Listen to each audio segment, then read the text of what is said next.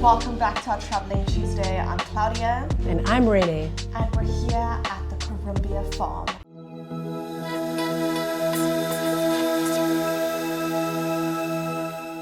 It is so stunning here. It's right off the Helshoogte Pass, and the name comes from the Corymbia trees that you see at the bottom of the driveway.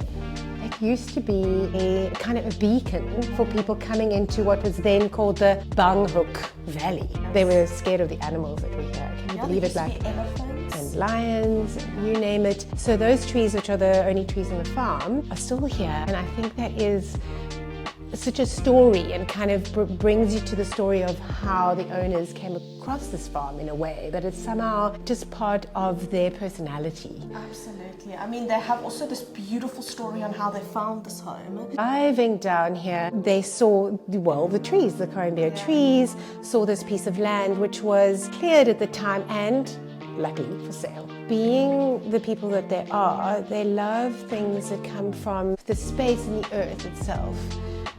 So the property lends itself to being at the middle of the Simmonsberg mountains and the Drakensberg mountains. So they're at the foothills of both, which I think energetically is quite incredible. It is so powerful to stand here, and this view that you get from every angle. Every angle. But also, like you said, they wanted to hide this house, and the homeowner has this beautiful story on how she chose the color of the home, and it truly blends into the mountain itself and into its surroundings. Yes, but of course, being nothing here, they had to choose an architect. This is where the story comes in, kind of the husband being on the plane, and so looking in the in-flight magazine, getting information as one does, and there was these lodges designed by Nick Plewman, and well, he just fell in love with the work and thinking, well, we want our home to be designed by this architect. On research, finding that actually he didn't live in Cape Town, how is that going to work, sort of letting it go, and next thing they find out that Nick Plewman has actually moved to Stellenbosch. Where the home is. I mean, and they brought the architect onto the land, and from the first sighting that they decided this is it, he actually drew the sketch of the home in the sand, and that is exactly what this home looks like today.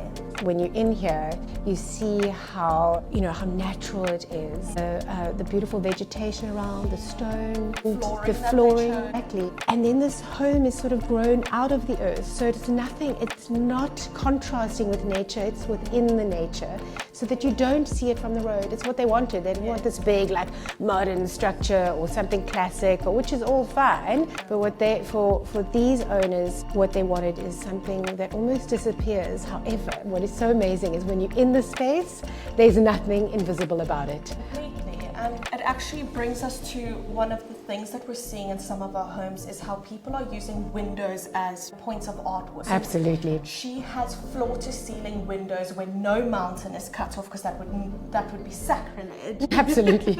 And you walk through the front door and you see a mountain. You want to go to the bedroom and you see a mountain. She's got this beautiful courtyard as well. She has a green thumb, and it yes, obviously. And it is just this marry of bringing the outside in. Everything is curated in here.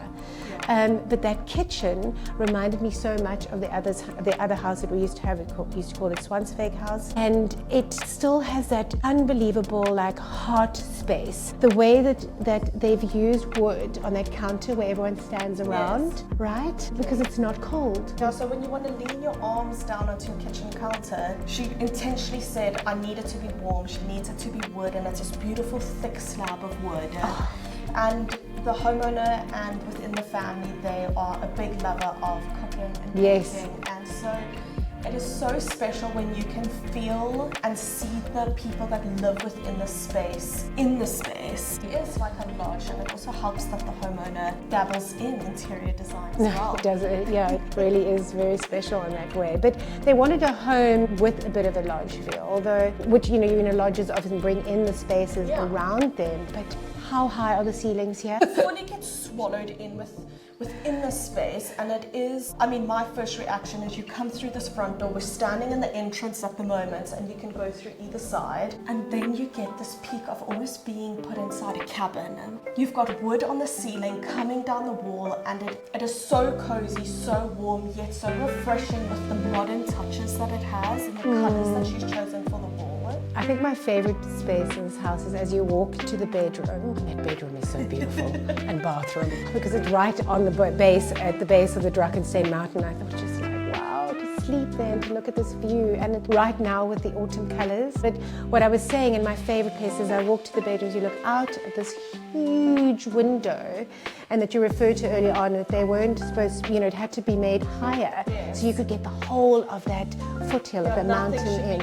Nothing, just so sumptuous. I'm standing here with Saskia, the homeowner of Corymbia. What an honor to be in your home. Saskia, what was your inspiration? I mean, you have a gifted hand for interior design here. When you built this home from the ground up, what was your inspiration? What drew you to select these beautiful pieces? So my husband and I, we travel quite a bit, and I'm a magpie, so I find things and in special places all over. So this has been 27 years of collecting together, and inspirationally, it's just, I feel like I want something that nobody else has got. So I see something and I go, that is it. So it wasn't really, it was just like a feeling of where I go, I find something special. Colors in my home, I love colors, I'm not scared of color. I enjoy warm tones, as you can see in some of the areas of the house. I'm allergic to white. My house has got quite a bit of white, so when I next paint my house, it's going to be a different color for sure. It's going to be such a surprise. Yes, yeah, it will be. And you're matching your kitchen a little bit today as well. But a very special place in your home, or a color that I feel so inspired by, is you use this carrot color, as you mentioned. Yeah. As I was speaking to you when we walked through this home, is I feel like we don't actually experience the autumn season here in the Western Cape. We really just go from summer to winter, but you get to experience autumn. I mean, that carrot color with that little bench outside and with that beautiful couch where the pool table is, you've bravely played with color. Yeah.